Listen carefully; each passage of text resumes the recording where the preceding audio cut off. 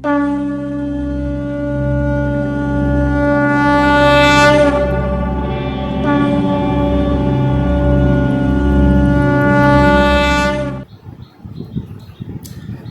লগ্ন, 4th হাউসে কি রাশি? বৃশ্চিক রাশি।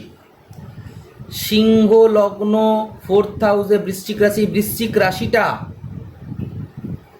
কালপুরুষের কোন ভাবে পড়ে?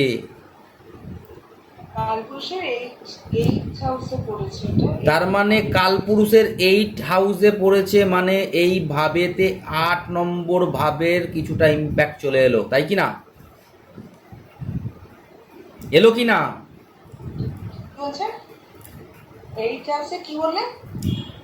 বৃশ্চিক রাশিটা সিংহ লগ্ন সাপেক্ষে কত নম্বর ভাব?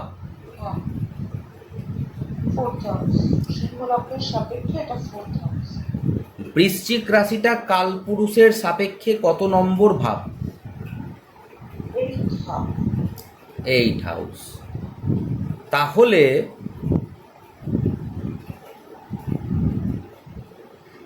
যদি সিংহ লগ্নর ক্ষেত্রে এই 4th ভাব থেকে শুধু কি আমরা 4th ভাবের রেজাল্ট পাবো, না অষ্টম ভাবেরও রেজাল্ট পাবো? অষ্টম ভাবেরও রেজাল্ট পাওয়া যাবে, 4th হাউসেরও রেজাল্ট, দুটোই পাওয়া যাবে। দুটোই পাওয়া যাবে, বোঝা গেল? তাহলে এখান থেকে আমরা কি বলতে পারি? মা অ্যাস্ট্রোলজার হতে পারে, মায়ের অপারেশন হতে পারে, হবে কি না? 4th হাউসের সাথে 4th হাউস মা, অষ্টমের সাথে কানেক্ট হয়ে গেল। মা অ্যাস্ট্রোলজার, মা হচ্ছে 4th হাউস, 8 হচ্ছে অ্যাস্ট্রোলজার। মা হচ্ছে মায়ের শরীর, অষ্টম হচ্ছে অপারেশন, ক্রনিক ডিজিজ, তাই কি না? আর এটা হচ্ছে লগ্ন সাপেক্ষে 4th হাউস। আমি যদি এখন এই এই এই জাতকের কথা বলি, তাহলে আমি বলবো 4th হাউস হচ্ছে এর মন, জাতকের মন, মন মানসিকতা। আর অষ্টম ভাব হচ্ছে গুপ্ত, সিক্রেট। এর মনের মধ্যে অনেক কিছু সিক্রেট থাকবে। 4th হাউস হচ্ছে মন, অষ্টম ভাব হচ্ছে দুঃখ। কোনো প্ল্যানেট আছে? আমি প্রেডিকশন দিয়ে দিচ্ছি কিন্তু। তাহলে সিংহ লগ্নের ক্ষেত্রে বেশিরভাগই দেখবেন এই এই কানেকশনগুলো থাকবে সিংহ লগ্ন বা সিংহ রাশির মানুষের ক্ষেত্রে।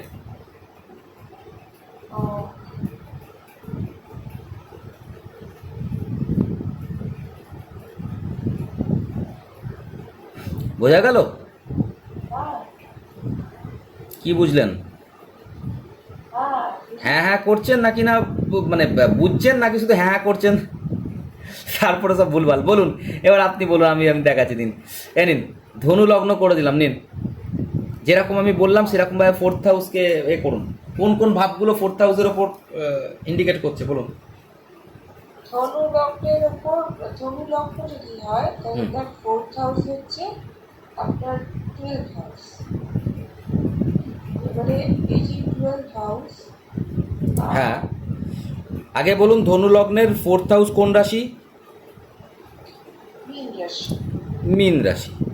এই মীন রাশি কালপুরুষের কোন ভাব? 12th house. ধনু লগ্নের কত নম্বর ভাব এটা? 4th নম্বর ভাব। 4th নম্বর ভাব। আর কালপুরুষের 12th হাউস। তাহলে এই ধনু লগ্নের মানুষদের ক্ষেত্রে তার মনের কন্ডিশন কিরকম হবে? এই মনের কন্ডিশনটা 4th হচ্ছে মন, 4th হচ্ছে মন, বহির্মুখী। আপনি বলতে চাইছেন যে বাইরে বিদেশ যাত্রা, ঘুরতে যাওয়া, এই সবের দিকে থাকবে। হ্যাঁ, আর একটা বলুন, আর কি কি আছে? মা, মা হচ্ছে দুঃখী। মা দুঃখী কেন? 12th হাউস তো দুঃখ নয়, 8th হাউস দুঃখ। আচ্ছা, না না ঠিক আছে। 12th হাউস খরচা, মার হাত প্রচুর প্রচুর খরচা হবে, হ্যাঁ মায়ের খুব খরচ হবে।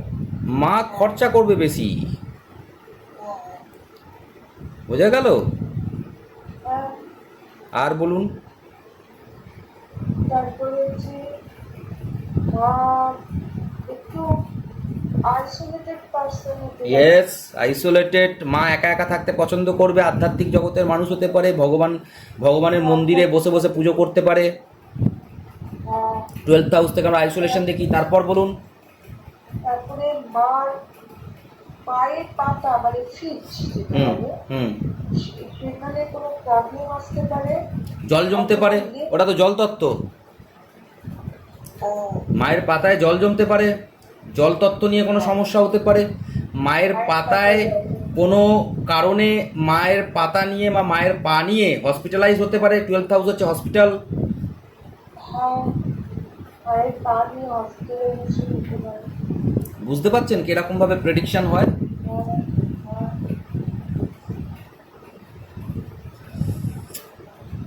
তাই কি না? আপনার লগ্ন সাপেক্ষে কিছু বলুন। 4th মানে বাড়ি, আর 12th মানে হচ্ছে কি খরচা, তার মানে বাড়ির পেছনে খরচা। বাড়ির থেকে খরচ হতে পারে। বাড়ি বাড়ি ঘর কিনতেও পারে, জমি কিনতেও পারে। কেন? কারণ 12th হাউস হচ্ছে খরচা আর 4th হাউস হচ্ছে জমি। জমির পেছনে খরচা কখন হয়? যখন মানুষ জমি কেনে। হ্যাঁ। তাহলে এ জমি কিনতে পারে। হতে পারে। হ্যাঁ, বাড়ি বিদেশেও বাড়ি বিদেশে বাড়ি কিনতে পারে। ইয়েস, বুঝতে পারছেন? এইটা হয়ে গেল ফার্স্টে। ফার্স্টে কি হলো? ফার্স্টে হল কিনতে পারে। বাড়ি কিনতে পারে, বলছি তো পারে তো। ফার্স্টে হলো ব্ল্যাঙ্ক চার্ট। ফার্স্টে কি হলো? আমরা ব্ল্যাঙ্ক চার্টে মোটামুটি দেখে নিলাম যে আচ্ছা ধনু লগ্নের ক্ষেত্রে এর এর কিন্তু এই সম্ভাবনাগুলো থাকবে। আচ্ছা সিংহ লগ্নে এটা আপনি কিন্তু বাড়িতে বসে প্রতিদিন প্র্যাকটিস করবেন, তবেই ভালো প্রেডিকশন দিতে পারবেন। কোনো গ্রহ বসাবেন না, একটা লগ্ন ধরে প্র্যাকটিস করুন। যেমন আপনাকে এখানে শেখালাম, কি শেখালাম? ধরে নিন আপনি 4th হাউস ছেড়ে দিয়েছেন, তো ধরে নিন প্রত্যেকটা লগ্নের 2nd হাউস বিচার করব আমি। প্রতিটা লগ্নের লগ্ন বিচার করব, প্রতিটা লগ্নের 2nd হাউস। লগ্ন তো একটাই হবে, আমি যদি এটাকে লগ্ন বিচার করি সেটা এটাই হবে, মেসি হবে, তাই কি না? তাই কি না? এইবার যখনই আমি এটাকে লগ্ন করব বৃষকে, যখন বৃষ লগ্ন হয়ে গেল তখন কালপুরুষের ওটা কত নম্বর ঘর? 2nd house. হ্যাঁ তাহলে লগ্ন বিচার কিভাবে হবে বুঝতে পারছেন নাকি বুঝতে পারছেন না? হ্যাঁ বলুন। কি বলবো, প্রথমটা কি বলবো বলো? ধরুন আমরা এতক্ষণ ধরে সিংহ লগ্নের 4th হাউস নিয়ে বিচার করছিলাম, বা কোনো লগ্নের 4th হাউস নিয়ে বিচার করছিলাম। এবার আমরা লগ্ন নিয়ে বিচার করব। ধরে নিন মেষ লগ্ন। আচ্ছা তাহলে এটা কালপুরুষের কোন লগ্ন? এটা কালপুরুষের কত নম্বর ভাব? হ্যাঁ কালপুরুষের কত নম্বর ভাব এটা? কালপুরুষে 1 নম্বর। তাহলে কোনো জাতকের ধরে নিন মেষ লগ্ন বা মেষ রাশি, তার মানে সেটা 1 নম্বর। আবার কালপুরুষের ভাবও সেটা 1, তার মানে এখানে দুবার 1 এলো। তাহলে এই এই মেষ লগ্ন বা মেষ রাশির কেন এত ক্ষমতা থাকে, শারীরিক মানসিক, কেন এত এরা অ্যাক্টিভ থাকে? বোঝা গেল? এদের দুবার 1 আছে। একটা কালপুরুষের দিক থেকে প্রথম ভাব, একটা নিজের লগ্ন বা রাশি ওখানে পড়েছে তাই প্রথম ভাব। তাই এদের জোর বলুন, এদের অ্যাকশন বলুন, এদের উৎসাহ বলুন সবার থেকে বেশি থাকে মেষ লগ্নের লোকেরা। জেদি বেশি হবে, একগুয়ে বেশি হবে, রাগ বেশি থাকবে, এনার্জি বেশি থাকবে, তাই কি না? তাহলে লগ্ন সাপেক্ষে আমরা বিচার করলাম। এইবার ধরে নিন কীভাবে আপনি প্র্যাকটিস করবেন সেটা আমি বোঝাচ্ছি আপনাকে বাড়িতে।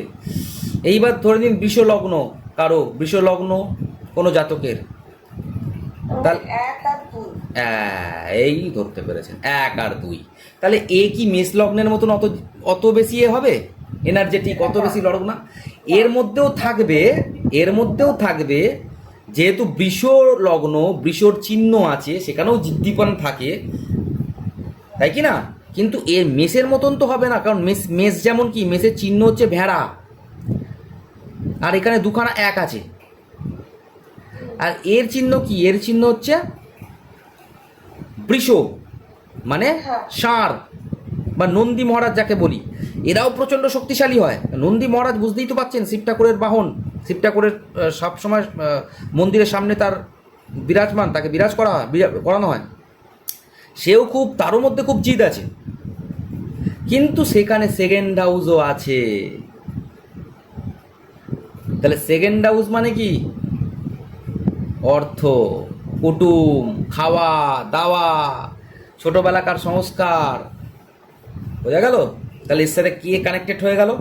তাই বিষ লগ্নের লোকেরা, বিষ রাশির লোকেরা অর্থনৈতিক দিক থেকে সচ্ছল থাকে বেশিরভাগ, দেখা গেছে। যদি কোনো গরিব ঘরের লোকের সন্তান, ছেলে বা মেয়ে যেই হোক, বৃষ লগ্ন নিয়ে জন্মায় বা বৃষ রাশি নিয়ে জন্মায়, সেই সন্তান জন্মাবার সাথে সাথে সেই বাবা মার অর্থের বৃদ্ধি হতে থাকে। বোঝা গেল? হ্যাঁ। বুঝতে পেরেছেন? হুম। এইভাবেই আপনাকে প্র্যাকটিস